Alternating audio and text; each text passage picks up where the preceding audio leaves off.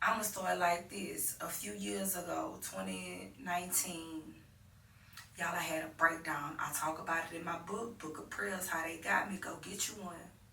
But I had a breakdown after going through this situation. I was sitting there crying, and I asked God, like, I've been through all this. Like, it gotta be a purpose for my life. What do you want me to do? What am I here for? What is the purpose? Like, I need to know. And he told me I was a messenger. He told me I was a messenger. Now I didn't know what that meant.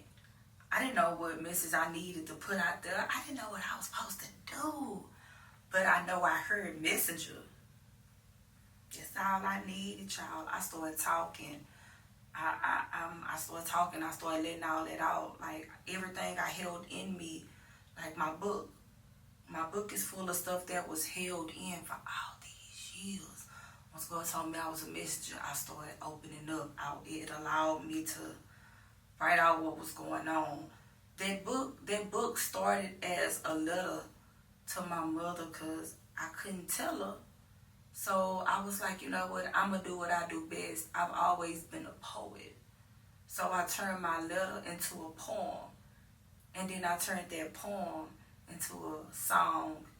And I turned that song, which is on YouTube. I'll post that information down below as well. I turned that song into a book. So it's like it's been so many evolutions of my story, which is awesome now that I'm thinking about it. But that's the benefits of me opening up and using my voice after hearing that I was a messenger. So I dedicated my life ever since then to opening my mouth and talking and giving advice because I don't know when that advice is going to be needed. You know what I'm saying? And there's a video on here, one of the first ones I do, and I tell y'all how I encountered an older gentleman when I was 16 years old after I had my baby. And that man told me, I don't care how old you is, how old you get, you just always take advice. Don't never turn it down. Don't never feel like you too grown to take advice. You got a child now. You can't do that. You can't do that. And he was actually telling me something to help my situation. I love that. So I remember to hold that, and I tell anybody to this day that has a child, don't stop taking advice. Don't tell nobody, oh, I already know that. No, take it again. Because advice is like a recipe. It's like a cooking recipe. You can always add to it to make it better. And you ain't got to use it right now. Sit it to the side. You might need it later. Stop playing with it. Come on now. I want to touch bases on this tough love situation. And that tough love, it don't really gotta be tough love. I just sum it up like that. It's just like the tough stuff that we go to that end up being some real stuff in the end. You know what I'm saying? That changed the way we look at things. So I'm gonna give you this situation. So I was young. I'm like 12, 13 years old, running around Yale Village apartments. And I get into it with this little girl, and I don't know if it was her mama or her auntie, but the lady come, and she's trying to get the situation to a calm level. But y'all, I've always been against authority figures. I've always been against somebody that's older, like. And then this woman here, she come and she got a big booty, y'all. She looks so good. She all cute, and here I am making a donkey, and instead of me allowing her to control the situation, y'all, I kept booking the system. I kept talking trash. I kept cussing her out. And that woman she ran up on me, y'all. And when she ran up on me, my heart dropped. My heart dropped. My heart dropped because the whole time she kept saying, you better be glad you're a little girl. You better be glad you're a little girl. So I thought I had her, so I'm going. Because now I know you ain't going to do nothing. But y'all, when she ran up on me, I just knew she was about to beat my butt. And had them kids grabbed her, oh my God, she probably would have. I shut up. Like, once she got in that car, I started back talking trash. But that moment, from her walking up on me to them grabbing her, y'all, I was quiet. I was quiet because I was scared. I knew this woman was going to hurt me. Because I'm out here acting a fool like this. Knowing my mom ain't raised me like that. I grew up in the era where You could get whooped by the neighbor because you know your mama taught you better. Because when she take you home and tell your mama she whooped you, you gonna get a whooping by her because you was embarrassing her and she taught you better. So, y'all, after that situation, I was like, you know what? I'm gonna watch it how I talk to grown-ups. So instead of me being that much of an antagonist like I was that day, I might talk my trash, but only to a minimum. Because I didn't want to encounter that adult that really just don't care. Because I found out there's something out there. I didn't want to come across that one because I don't want to be embarrassed to get my butt whooped by a grown person. You know what I'm saying? So I feel like that's what I want to give back into the world. I feel like we don't have too many grown-ups that's gonna go beyond that point of just saying, like, that's gonna actually put action to it, that's gonna put an action behind it. Because even though that woman didn't hit me, I feel like if she would have hit me that day, she would have taught me a good lesson. Because I wouldn't have booked the system no more. Like, I kept booking the system, I just knew to tone it down. But if she had put her paws on me, that would have been a lifelong lesson to never utter any words like that to a grown-up again. Because the lesson was taught right there. Like, don't do that, girl.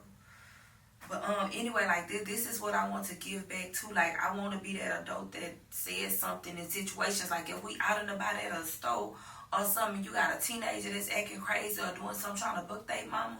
I'm gonna be that adult that's with your mama ready to dot your eye soon as she ready to while you booking her. Cause what is you doing? We don't do that. I feel like it take a village to raise these kids. No adult should sit around and watch another adult go back and forth with their child or be disrespected by their child. Like, I feel like grown-ups should have each other back. I feel like that's what we missing in society. That's why these kids running rapid like this. Then the first thing y'all say is, oh, that's a child, leave him alone. No. Especially around the early, late teens, early 20s. No, we got to stay on their necks because that's what's going to build them. I know. I used the fact that I was a kid so much with getting away with stuff that I kept doing it. I was a repeated offender. We got to stop that. We got to stop that. I know that's why I kept doing it. So I want to be that voice. I want to be the call-out person like they used to call me out.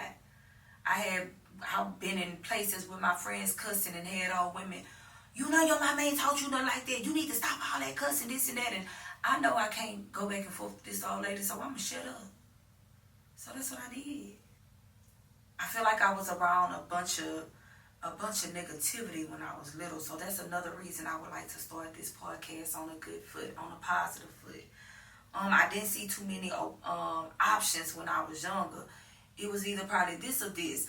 But no, it's really this, or maybe that, depending on how you looking at situations. So I want to take some situations and I want to add that extra, go deep into the situation and then get all the possible options that could have been had out of that situation to get the best outcome.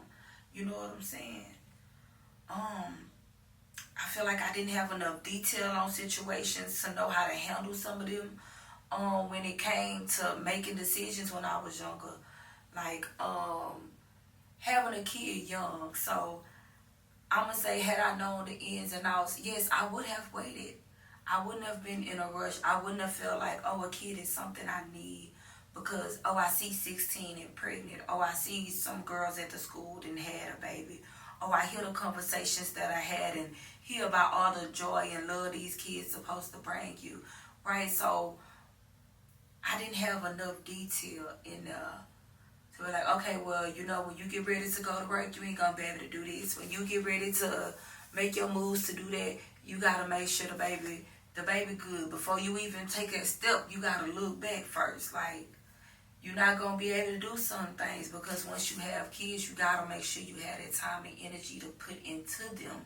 So me as a 16-year-old child, no, I'm not about to sit up here and say, oh yeah, everything was peach and cream, I did that. No, hello, struggle. A struggle is not for everybody, hunty. It was a struggle. It was a struggle. So, no, I want to give people more detail on situations. Like, even with that, we could talk about that and go into all different options of what can be had when making decisions on having sex. I'm making decisions on keeping kids. I'm making decisions on taking care of kids, how to discipline kids, how to nurture kids, how to co-parent, things like that. Like I want to touch bases on all that. Because co-parenting is awesome. Like me and my kid's father and his other baby mama, we used to hang and call each other baby mamas like it was the best of friends. That's still my girl. Like I call her to this day, and we on the phone for hours, because we have that type of relationship, because we open that door of understanding, because we grown, you know. I just want to be an all-around help. I just want to show another lost soul or another negative soul that it's better ways to live your life. Is different. Is more options out here that you can take. You know, and life is a lot better when you begin to be more positive. My hand itching. I'm coming up to some money. But life can be much better when you become more positive. You just got to get to that positive level in life. And once you get to that positive level in life, you just might be alright. You just might be alright.